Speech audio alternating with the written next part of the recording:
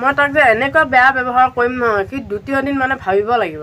নমস্কাৰ বন্ধুসকল, আশা কৰোঁ আপোনালোক সকলো ভালে কুশলে আছে। মই মানে আজি ভালে কুশলে থকা নাই, মানে কথাটো হৈছে বহুত টেনশ্যনত আছোঁ, বহুত চিন্তাত আছোঁ আৰু মনটো মানে বহুত বেয়াও লাগিছে। মানুহবোৰ আজিকালি ইমান ঠগ প্ৰবঞ্চক হৈ গৈছে লাহে লাহে দিনে দিনে, কিয় নাজানো। কিন্তু মানুহে কয় যে আগৰ দিন নাই, দিন দিনৰ ভাই আছে, ৰাতি ৰাতি ভাই হৈছে, দিনৰ পিছত ৰাতি আহি আছে, ৰাতিৰ পিছত দিন হৈ আছে। কিন্তু সলনি হৈছে মানুহৰ মনবিলাক, মানুহৰ ধৰ্ম কৰ্মবিলাক সলনি হৈছে, চতুৰালি হৈছে, ঠগ প্ৰবঞ্চকেৰে ভৰি পৰিছে। এনেকুৱা কৰিব লাগেনে বাৰু কওকচোন? আমি কাকো ঠগ প্ৰবঞ্চক কৰা নাই, আমাক কিয় এনেকুৱা ঠগ প্ৰবঞ্চক কৰিব লাগে?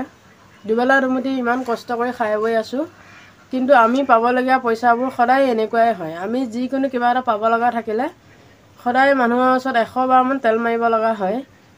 মানে কথাটো হ'ল, আমাৰ বাহঁতে এখন টুমটুম কিনিছিলে, পইচাটো বাহঁতে প্ৰথমতে দিছিলে। তাৰপিছত বাহঁতৰ চোৱা চিতা মানুহ নোহোৱাৰ কাৰণে সিহঁতৰ পৰা আমি ধৰক পইচাটো লাহে লাহে দি দি টুমটুমখন আমাৰ নামত কিনি লোৱা হ'ল। তাৰপিছত ভাবিছিলোঁ কিবা এটা ইনকাম হ'ব বুলি, ভিনদেউ ক'লে যে তোমালোকে চলাই থাকা, তোমালোকে চোৱা চিতা কৰা বুলি আমাক দি দিলে। প্ৰথমতে মোৰ মানুহজনে মানে চলাইছিলে, তাৰপিছত আৰু দিগদাৰ হ'ল, দোকানখনো থকাৰ কাৰণে আমাৰ অসুবিধা হয় আৰু মই দিনটো দোকানত থাকিবলৈ বহুত কষ্ট হয়। গতিকে আমি বেলেগ এজন ড্ৰাইভাৰ চালোঁ, এজনৰ পিছত সিজনকৈ টুমটুমৰ ড্ৰাইভাৰ আহোঁতে পিছত কি হ'লগৈ, ইজনে সময়ত 300 টকা দিব লাগে, আহি দিব 10 টকা কম, কালি 20 টকা কম, এনেকৈ কৰি থকা হ'ল। যেতিয়া মনটো বহুত বেয়া লাগিল, কিবা এটা বস্তু কিনিছোঁ ইমান কষ্ট কৰি ধাৰ ঋণৰ মাজত, আৰু যদি আমি পাব লগা পইচাটো সময়ত নাপাওঁ মনটোতো বেয়া লাগিব। গতিকে কেতিয়াবা খং উঠে, ড্ৰাইভাৰটোক কৈ দিওঁ যে আপুনি আৰু নেক্সট টাইম আহিব নালাগে, যিকেইটা পাব লগা আছে পইচাকেইটা দিব আৰু চলাব নালাগে, টুমটুমখন এনেই পৰি থাকক, কাৰেণ্টৰ বিলৰো কথা আছে। তাৰপিছত এনেকৈ কৈ কেইবাজনো সলালোঁ। তাৰপিছত এজন আছিল মই মুছলমান গাঁৱৰ ব্যক্তি এজন আছিল, সেই মানুহজনে কি কৰিলে জানেনে? সেই কিছুমান মানুহ কথা বতৰা আচৰণতে গম পোৱা যায় মানুহজন কিমান চৈতান হ'ব, বদমাছ হ'ব।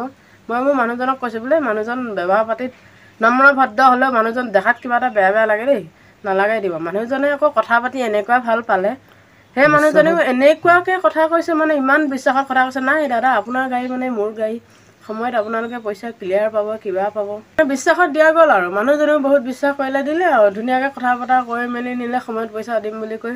সি আৰু কি কৰে, পইচাটো দিয়াৰ সময়ত সদায় মানে পেণ্ডিং কৰি গৈ থাকে পইচাটো। আজি 1000 টকা লওক, কালিলৈ মিলাই দিম, পৰহিলৈ মিলাই দিম, এনেকৈ গৈ আছে। কি হয়, যদি 1000 টকা দিয়ে আৰু দুদিনমানৰ পিছত 3000 টকা খৰচ কৰি গাড়ীখনেই ভাল কৰিব লগা, গাড়ীখন সিহঁতৰ ঘৰতে ৰখোৱা হ'ল, পইচা মই চাৰ্জ দিম, মাহিলী চিষ্টেমত কৰা হ'ল। মানে সপ্তাহত পইচা দিব লাগে, শনিবাৰটো সি একদম 2টা মোনা ভৰাই বজাৰ কৰিব, বজাৰত মই দেখা পাওঁ। সি আকৌ দাদা আজি মই বজাৰ কৰিব লাগিব, আজি পইচা নাই, কিবা নাই কৰিবলৈ, ইমান মানে ঠগ প্ৰবঞ্চক কৰি খাইছে। বাহিৰা খৰচ এটা আহিব বুলিয়ে টুমটুমখন কিনা গৈছিল, পিছত গৈ সেইটো মুঠা মাৰিল। গাড়ীখনৰ মানে এনেকুৱা গোষ্ঠী মাৰি দিলে, সি আজি মটৰ সলাব লাগে, কালি কিবা সলাব লাগে, সম্পত্তিটোৰ প্ৰতি মানে আমাৰ মানে অনিশ্চয়ভাৱে অহা হ'ল। যদি এটকা ইনকাম হয় আৰু যদি 10 টকা পকেটৰ পৰা যায়, তেনেকুৱা হ'লে কেনেকুৱা হ'ব? বহুতটো মনটো বেয়া লাগে। আমি মানে যদি মাহৰ মূৰত যদি গাড়ীখন চলাই আমি অলপ পইচা নাপাওঁ, মাহৰ মূৰত মাহেকীয়া চিষ্টেমত দিয়া হৈছিল, মানে সপ্তাহত পইচাটো দিয়া, সি এনেকুৱা গাড়ীখনৰ গোষ্ঠী মাৰি দিলে নহয়, মানে গাড়ীখন দেখিলেও বেয়া লাগে আৰু চলালেও মানে বহুত ঝেটকা মাৰি যোৱা হ'ল, এনেকুৱা অৱস্থা কৰি দিলে। তাক গাড়ীখন এৰি দিয়াৰ কাৰণে সি মানে গাড়ী মানে গোটেই গতি নাইকিয়া কৰি পেলালে, ৰাতি 9টা 10টালৈ চলাই থাকে আৰু মানে বহুত লোড দিয়া হ'ল। সেই যি মানে আমি ইমান মৰমত ৰখোৱা গাড়ীখন মানে বহুত লোডিং কৰি সি চলাব ধৰিলে। তাৰপিছত গৈ থৈ সি এদিন নিজে সেই গাড়ীখন আমাৰ ঘৰত জমা দিলে। গাড়ীখন জমা দিলে, কিন্তু সেই পইচাকেইটা সম্পূৰ্ণ দিব লাগে। সি কৈছে, হেৰি দাদা 1700 টকা এটা পাব আপুনি, মই অহা সপ্তাহত দি আছোঁ। অহা সপ্তাহতে গৈ আজি 6 মাহমান হ'লহি, আজিলৈকে সি পইচা দিয়া নাই। প্ৰথমতে ক'লে অহা সপ্তাহত দিম, তাৰপিছত ফোন কৰিলে ৰিচিভ নকৰে, তাৰপিছত লগ পালোঁ, তাৰপিছত কৈছে মই এতিয়া 2টা ঈদ গ'ল, প্ৰথম ঈদটোৰ পিছতে দিম বুলি ক'লে, তাৰপিছত সেইটো ঈদ গ'ল, তাৰপিছত দিম কৰি তাত দ্বিতীয় ঈদটোও গ'ল, তাৰপিছত আকৌ দিম, তাৰপিছত ক'লে আমাৰ মানুহজনে ক'লে এটা তুমি তাৰিখ এটা ফিক্স কৰি কোৱা, কোন তাৰিখে দিবা। সেই কৈছে শনিবাৰলৈ দিম। শনিবাৰে দিয়া মানুহ ফোন কৰিলে ৰিচিভ নকৰে, তাৰপিছতে মেছেজ এটা দিয়া গ'ল, দাদা যদি আপোনাক যদি আমি বাটে ঘাটে ক'ৰবাত দেখা পাওঁ, বেয়া ভালে কথা ক'লে কিন্তু আপুনি লাজ নাপাব, এনেকৈ মেছেজ দিলোঁ। সেইটো কথাত তেখেতে বহুত লাজ পালে। তাৰপিছত আমি মানে ফোন কৰিলে যেতিয়া মানে ৰিচিভ নকৰে, তেতিয়া আমি হোৱাটছআপত মেছেজ দিলোঁ, দাদা কি হ'ল, পইচাটো নিদিয়ে নেকি? তাৰ সেনেকৈ ক'লেও সি লাজ পায়। তাৰপিছত সি আকৌ এদিন ফোন কৰি কৈছে, কিহৰ আপোনালোকে মেছেজ দিয়া দি কৰি থাকে, হেন তেন, কিহৰ পইচা পায়, কি কাৰণে মেছেজ দিয়ে?